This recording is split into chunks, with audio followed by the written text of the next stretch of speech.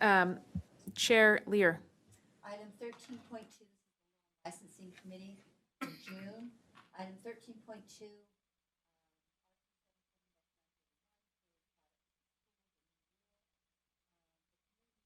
Board approve R277- products in schools, draft 2 on second and final reading. Thank you. We have a motion on the floor as stated for discussion. Board Member Earl. Yeah, just a question on feedback. Is there a mechanism for us to getting feedback from districts on, I would say maybe the usability or the, I mean, because I'm just wondering because we used to have period products in the schools anyways. So I'm trying to understand, I guess my question is as we're putting it down in elementaries, the feasibility or the, do you know what I'm saying? Versus, is there a mechanism for reporting, I guess is what I'm looking for. Does this rule include a mechanism for reporting about feasibility and other such issues? Deputy Superintendent Stallings? Thank you, Chair, Vice Chair. It does not have a reporting requirement. The whole rule is simply clarifying when the statute says each female or unisex restroom within an elementary school facility, it is essentially exempting bathrooms that are exclusively used by students who are in kindergarten or younger. That's all the rule does, so it does not have anything about reporting. Okay, and so I guess do we in general, I mean, if we've got these sitting in elementaries, which may need a usability, I'm just wondering if we're going to get feedback on, you know, I don't know. I guess I'm wondering about feedback on it. Does the code require reporting of that nature? Okay. Vice Chair, I don't believe it does, but Sarah Young may have, I wanted to see if she's here. And if not, that's fine. Okay. I just had wondered. Okay. It doesn't require reporting. And I think this is one of only two pieces of new code that we are doing a rule on that wasn't required in code because of this confusion with the kindergarten bathrooms. And so that's the only reason we're doing this one right now is the kindergarten bathroom piece. Correct. Because we've been asked to clarify the kindergarten. Okay, so we have a motion on the table that the board approve R277-931 period products in schools draft 2 on second and final reading. Those in favor say aye. Aye. Those opposed? That passes unanimously. Chair Lear. 13.3. This is a USHE data sharing agreement amendment. The committee moves that the board approve the data sharing agreement with USHE. Thank you. There's a motion on the floor that the board approves the data sharing agreement with USHE. Those in favor say aye. Aye. Those opposed? No. That passes with Board Member Klein opposed. Item 13.4, a rule again, R277-618, homeless teen centers in schools. It's a new rule. I think it maybe is important to note for this item that Senate Bill 2 appropriated the money for a grant program, so that initiates the requirement for the rule. The committee moves that the board approve R277-618, homeless teen centers in schools, draft 1 on second and final reading. Thank you. There's a motion on the floor as stated. Discussion to the motion. Board Member Earl. I have amendments. Plural? Yes. Okay. And I think, does someone have those? I think I sent those.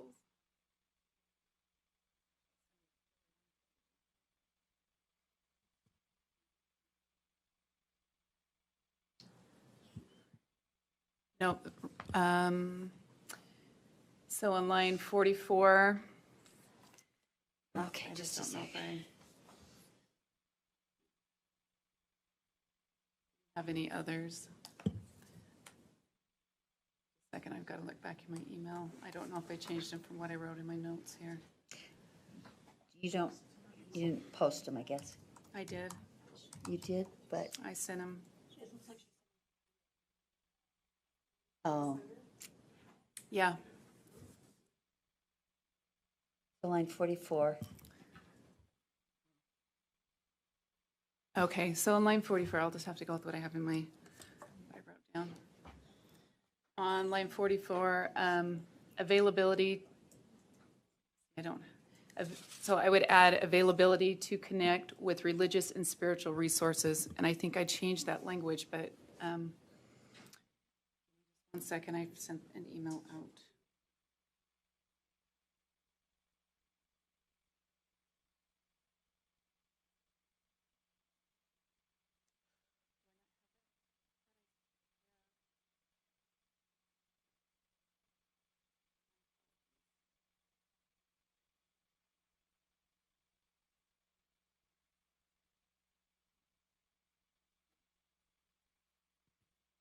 Board Member Earl, did you say you sent them to somebody? Thought I sent it to the whole board back 2 days ago because I had 3 amendments.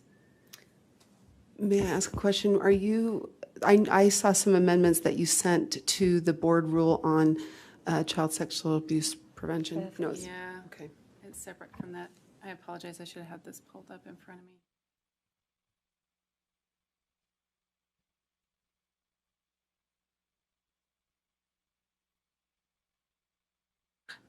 Do you-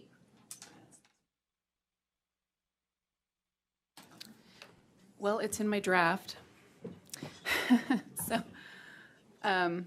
yes, let me send it on now. It's What up I for have so board. far is line 44, add availability to connect with religious and spiritual resources. Is that Yes. your first Yep. amendment? And Okay, then the let's- second one is insert on line 90, including religious faith-based services. And I apologize, it is sitting in my draft, so it didn't get sent.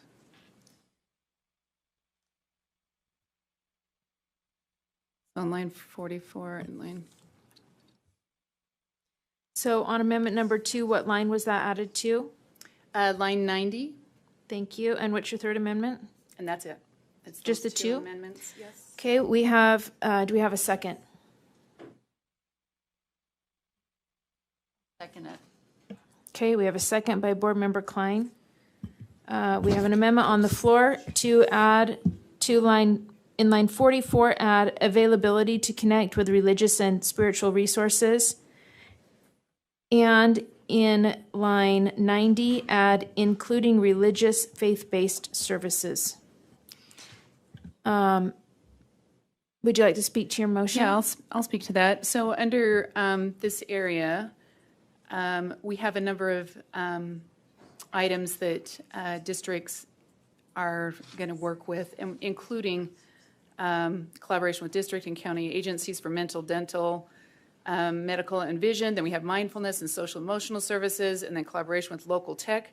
I just think it's appropriate, at least in the communities that I associate with, that they do have making connections with both the religious services in the area and those other resources that are available for some of our homeless communities. I know down in Ogden area that there's a variety of resources available for them. So I think it's completely appropriate that there is a relationship that's established there, an ongoing relationship. So, and then the same with the bottom one there, including religious-based services, which would be added down on line 90, which would just other community-based organizations, including religious-based services for youth that are in the homeless position. So, Okay, thank you. Member Lear? And I'm sort of concerned, I'm thinking about an amendment, or to the amendment, because I think if we're going to offer faith-based and religious services, we need to also offer non-sectarian social support services, which could come from any number of groups that would also support these students that don't have a religious basis. They're sometimes anti-religious, but that would make it content neutral in terms of what we would offer. And I feel like it should be that way in order to be a content neutral statement of what kind of services would be offered. So that's my concern, and I probably can propose an amendment to the amendment in both places. Okay. That would be after the, let me see if I could, including religious faith-based services and non-sectarian social services.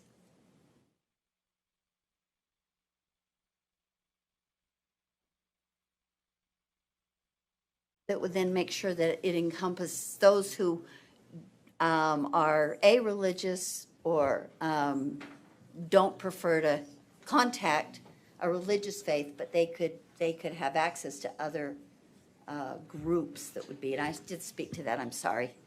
Thank you. I'm wondering if we can get a legal opinion. Do we have a legal opinion here?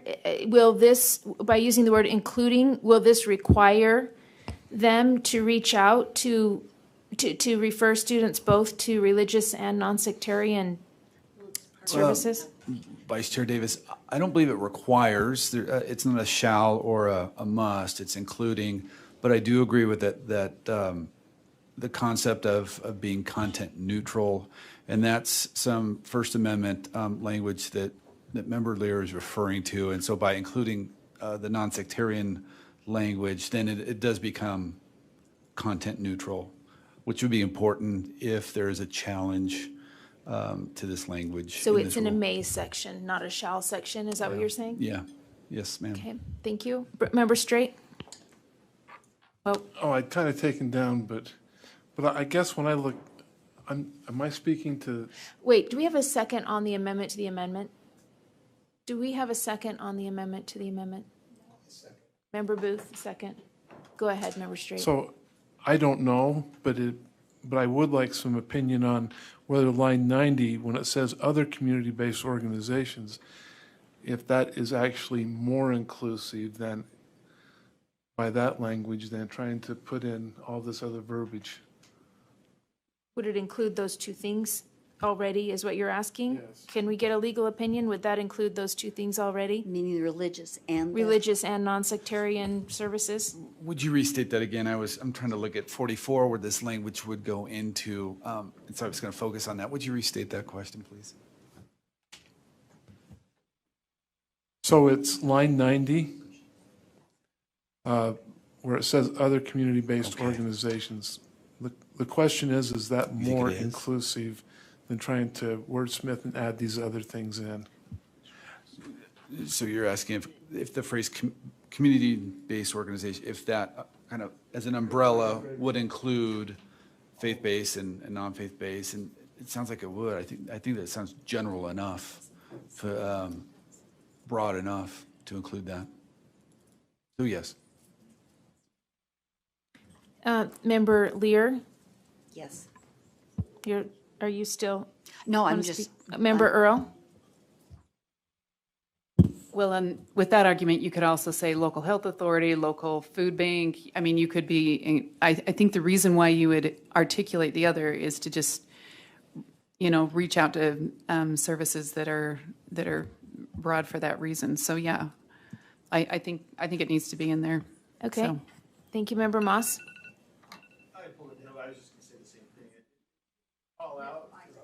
Sorry. It seems to call out an option for them to look at partnership in a realm that is very frequently sort of out there in the neighborhoods doing stuff while balancing it with the non-sectarian. So I support having the language as long as it's balanced to make it not tilted one way or the other. It reaches into a section that's pretty heavily involved in that kind of work. Thank you. We have an amendment to the amendment to add the words "and non-sectarian social services" to the proposed amendment language. Those in favor say aye. Aye. Those opposed? That passes unanimously. We have an amendment on the floor as amended to add in line 44, add availability to connect with religious and spiritual resources. And in line 90, add including religious faith-based services. Those in favor say aye. Aye. Those opposed? I thought, well, he's got line 90. You also add the non-sectarian social services on line 90. Yes, I did say as amended. Wouldn't that put that in? Yeah. Oh, I'm sorry. then. Yes, that's fine, no Thank you. problem. That passes unanimously. We have a motion on the floor that the board approves R277-618 homeless teen centers in schools draft 1 on second and final reading as amended. Those in favor say aye. Aye. Those opposed? Board, that passes with Board Member Klein opposed. Item 13.5 is an action item R277120, licensing of material developed with public education funds. It's only a continuation. No changes. The committee moves that the board continue and approve R277-120, licensing of material developed with public education funds on second and final reading. Thank you. And I thought we amended this in committee. It is amended. It's as amended, wouldn't it be? I just. Deputy Superintendent Stallings? So, so we have a motion on the floor that the board approves R277-120 Draft 1, licensing of material developed with public education funds as amended on second and final reading. Okay. Those in favor say aye. Hey, I have an amendment. Oh, okay. Board Member Earl? Sorry. I have an amendment on line 92. Okay. Okay, give us a Yes. second to get there. Okay.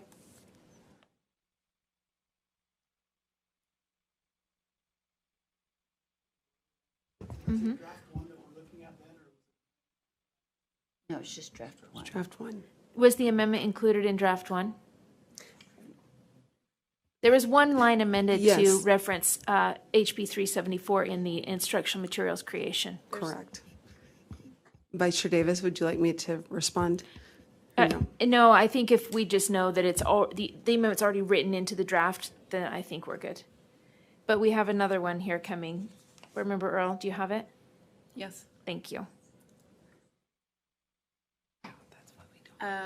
So on line 92, if this is correct. Yes. Yep. And it would be add and do not meet the definition of sensitive materials, and then the code for that. We have it in, yes. May review. Oh, and if I get a second, I'll. Do we have a second? I'll second it. Second by Member Klein. And I can speak to that. We have it in board. We've referenced that code. If a board funds something or puts something together for curriculum, we have it with an LEA, and then the same, it should be the same with an educator too, should follow along those same provisions.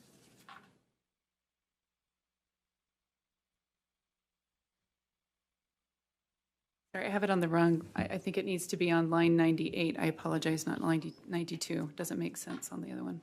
No, that's, you mean it to be professional educator standards?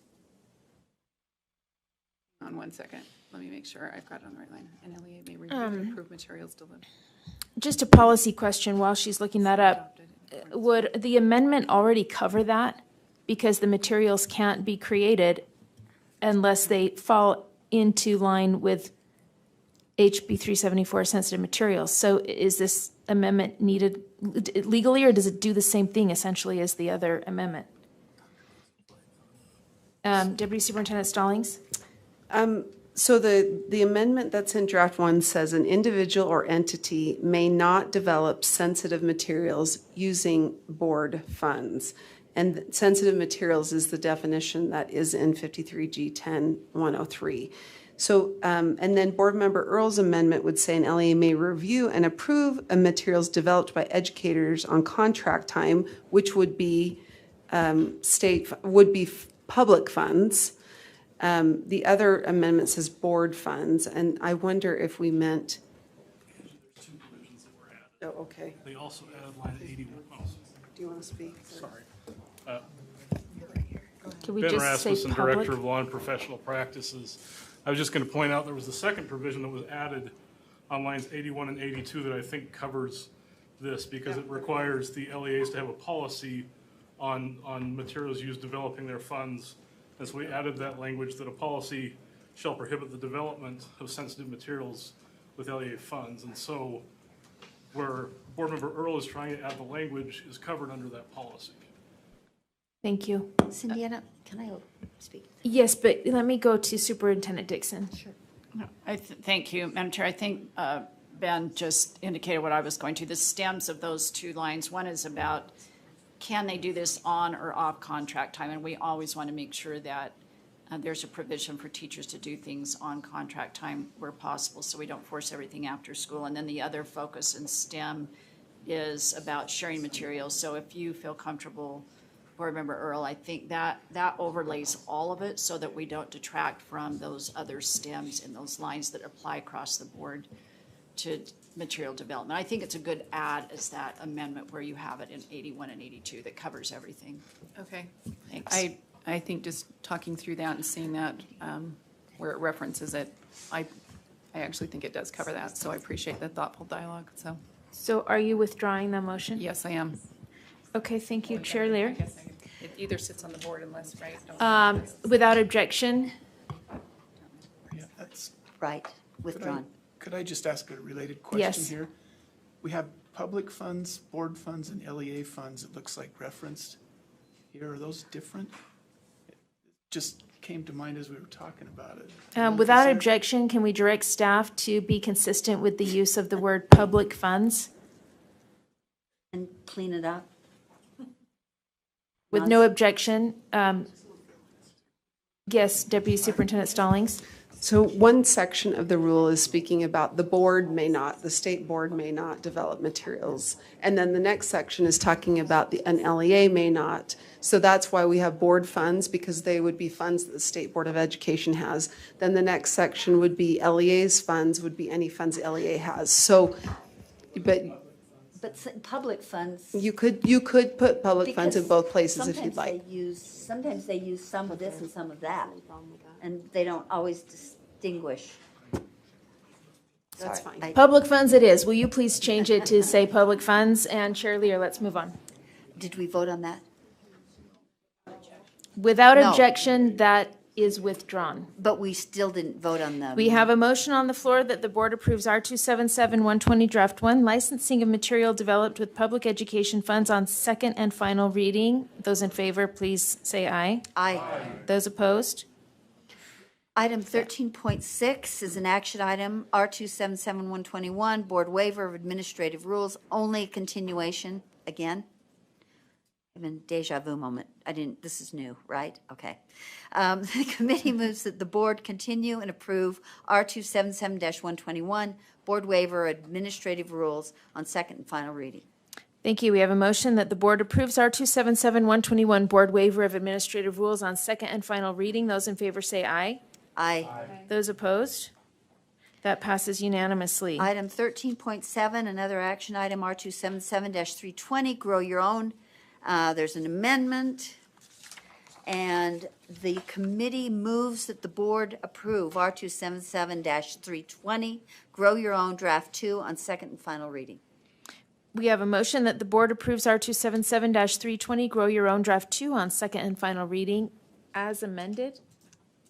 Mine doesn't say that. Or is it Draft 2, Deputy Superintendent Stallings? I think it was just Draft 2. Just Draft 2. Okay. Those in favor say aye. Aye. Those opposed? That passes with Board Member Klein opposed. 13.8, action item R277-313, student support educators, new rule. The motion for the board is that the committee moves that the board approve R277-313, student support educators, draft 2 on second and final reading. There's a motion on the floor that the board approves R277-313, student support educators, draft 2 on second and final reading. Discussion, Board Member Earl. Yes, I just have a question in regards to this with other licensing agencies. Do any of our rules, are they affected or impacted? Do we have to get permission from them? And when we make licensing type of decisions, and for example, no, that like with, does DOPL have to say, yeah, that sounds like a good idea for you to make a rule around that? Because these are psychologists, right? Counselors? Director Rasmussen. If I may, thank you. This would only apply to the licensees that by the board in their scope of practice in the schools, so we would not need DOPL's approval. Thank you. Director Height, were you going to say the same? Yes. Thank you. Okay, so so I have another question then. So we can create environments for them to do things outside of, like we can create licensing practices outside of maybe what a professional licensing, would require. It seems to me that I'm just wondering if that's. Member Height, or Director Height? Yes, I'm not a member. Malia Height, aren't Executive you glad? Coordinator. Very. Executive Coordinator of Educator Licensing. So the Utah State Board has the power to create license types and define what an individual may do within a school. For example, a school psychologist can perform academic testing within a school environment. DOPL doesn't license school psychologists, they only license psychologists, which have different criteria. So you have to have a doctorate, but then you can provide the educational testing as well as therapy. And school psychologists, we have a different scope of practice for educator licensing. And I guess, if you don't mind, Please. And that's where my question is: how broad are we going to go with those licensing? Without, at what point do we start getting into that? Really should be going through a professional organization, not just us. At what point do those get mixed up? Does that make sense? Yeah. So they're very disaggregated. They're very separate. One of the ones that maybe gets a little muddier is social workers. So a licensed clinical social worker, which is a DOPL license, can provide therapy to individuals in any setting in Utah. However, a school social worker has a particular focus to provide social worker services within a school setting and provide other interventions that are around a school setting. So if the scope of practice for a school social worker is very different than the scope of practice for a licensed clinical social worker, and both of those are outlined in code and rule. Okay. I guess I'm just looking at the psychological tests, feeling like we might be bordering on.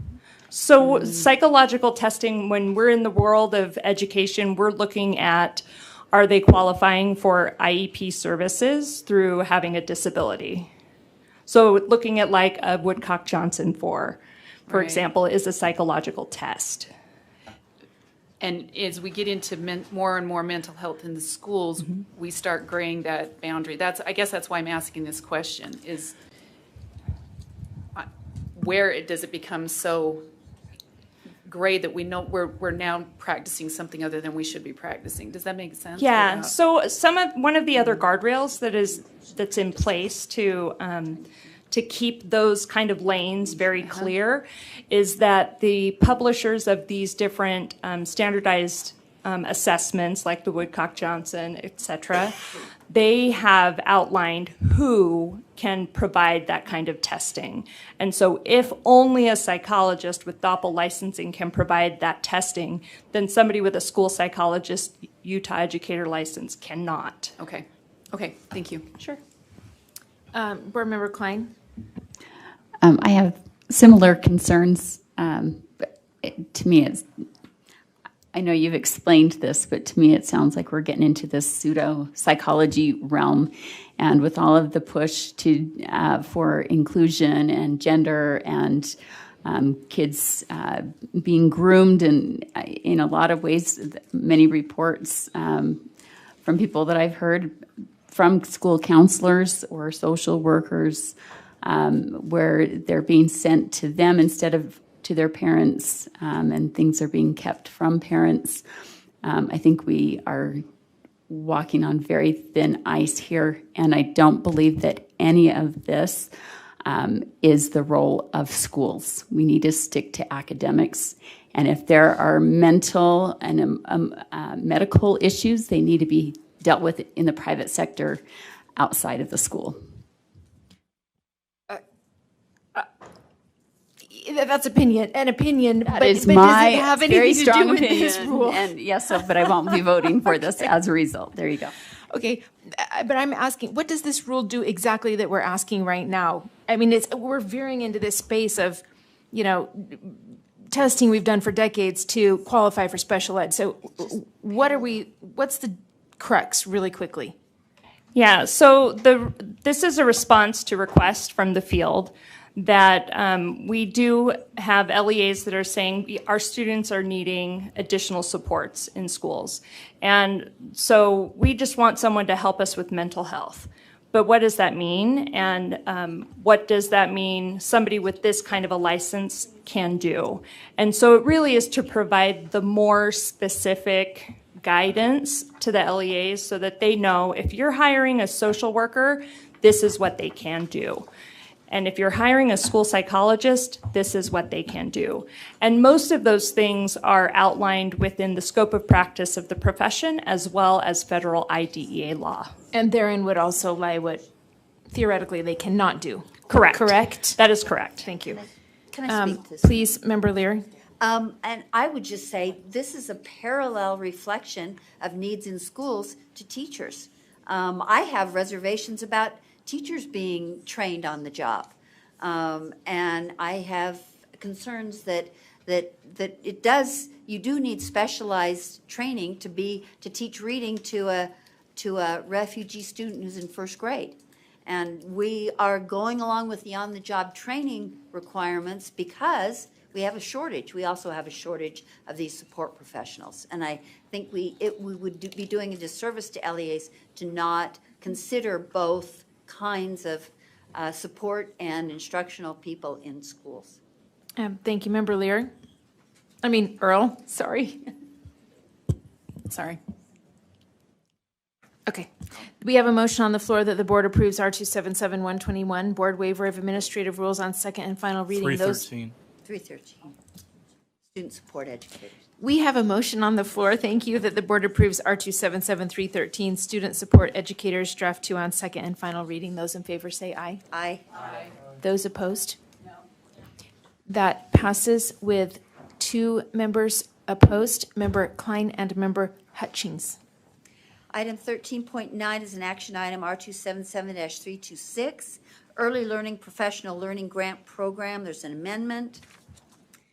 The committee moves that the board approve R277-326, Early Learning Professional Learning Grant Program, draft 3 on second and final reading.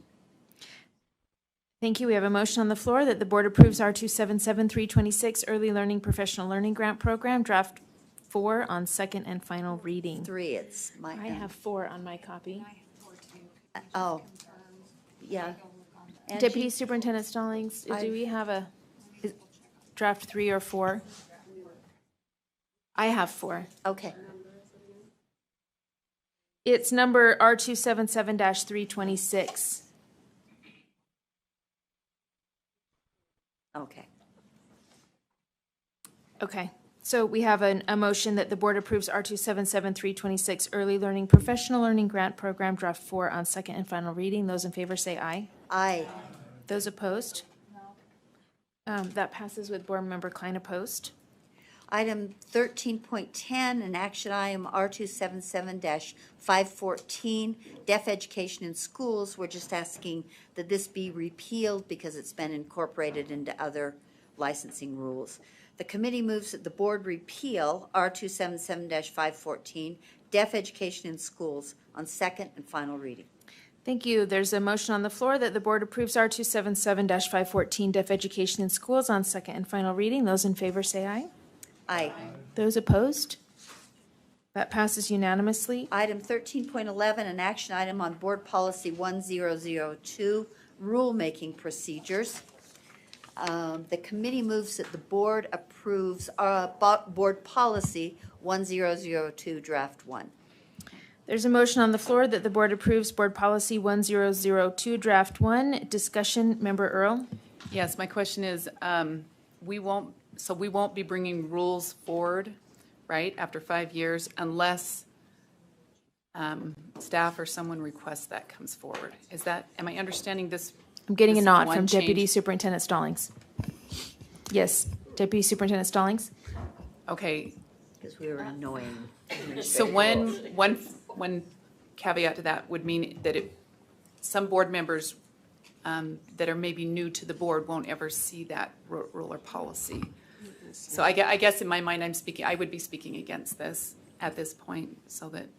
Deputy Superintendent Stallings, can you answer that question, that second question? Yes, thank you. So in I'm just pulling up the board policy again so that as I'm speaking to it, I don't misspeak. But there's always been an ability for a board member with the support of 2 other board members to request board leadership to place a rule on an agenda. So there, and I was just going to pull up 1002, I apologize. So there's a couple of ways a rule gets on an agenda, and there's a prioritization. So if something's required by code because legislation passed and we need to update the rule, that takes first priority as far as staff's drafting. And then, but a board member who comes on the board, and let's say we pass something today, and then a board member in January, February would like to discuss a board rule, they, along with, I believe, 2 co-sponsors, can then make a request. It's in section 3. It looks like somebody might have it there. So it says process for a board member sponsored rule. And it's to sponsor a new or amended rule. So if a rule passed, it's not that it's only about enacting a new rule. You could request that a rule be amended. And so if you look at section 3, subsection 1, a board member may sponsor a new or amended rule to be presented for the first time to a committee if the board member has at least 2 co-sponsors willing to support the new or amended rule. The board member and co-sponsors submit a short description of the rule concept or policy idea to board executive committee to request leadership place the rule on an agenda. And 3, the request meets the requirements in board bylaws. Thank you. And that's existing language. It's Yes, not. Yes, and I guess my concern with this is there could have been, I mean, there's policies. I know I don't spend all my days reading every rule that we have out there, is what I'm trying to say. I know this may surprise you. I know. But my point is that the reason why we do that, and the same with the legislature, they have these come forward periodically so you could say, yes, continue this, so that there's a fresh eyes on it. There might be policies I have not seen yet, is my point, or others. And so I think this is just a good practice. It's a preventative practice. And that's why I'm speaking against this at this point. Board Member Kling. Okay, so I had the same question during committee, and I got a different response at that point. So maybe we've forgotten, and maybe you can clarify, or maybe I've forgotten. But I remember being told that it's not about whether, like, they'll still come up to committees every 5 years, but if they're simply continued without amendments, then this just makes it so we don't have to send it to the Administrative Rules Committee. Like, so we're not always sending them something just because we continued it. Is that correct? But it still comes back to us every 5 years to see if we want to continue it. Deputy Superintendent Stallings. Yes, it's not to the Legislative Administrative Rules Committee, though. It's the Office of Administrative Rules. So I think that's where I was getting confused. So the only change that this board policy is making today is currently it says that every time we amend a rule, we're supposed to file a continuation. We had a request from OAR. They felt that was burdensome because they were getting requests to continue every year. For a rule like 419, it would mean it was continued in 2020, then it was continued in 2021, and then it was continued in 2022. They would like us to not file continuations. They would actually prefer us to only do it once every 5 years. Okay, so we will still be reviewing. Absolutely. Okay, well, that was yes. All that this says is if we are amending rules many times within a 5-year period, we don't continue it every time. We could wait until maybe it's a year or 2 away from being and then so it's the opposite. They're still going to come every 5 years. What OAR asked us to do is not file continuations so frequently. Okay, I think I could speak in favor of this at this point. Good thing. We have a motion on the floor. Now, I don't even know where I am on my page. Oh, my goodness. What number are we on? 13.12. We have a motion on the floor that Board Policy 1002, Rulemaking Procedures, that the board approves Board Policy 1002, Draft 1. Those in favor say aye. Aye. Those opposed? That completes our report. Thank you.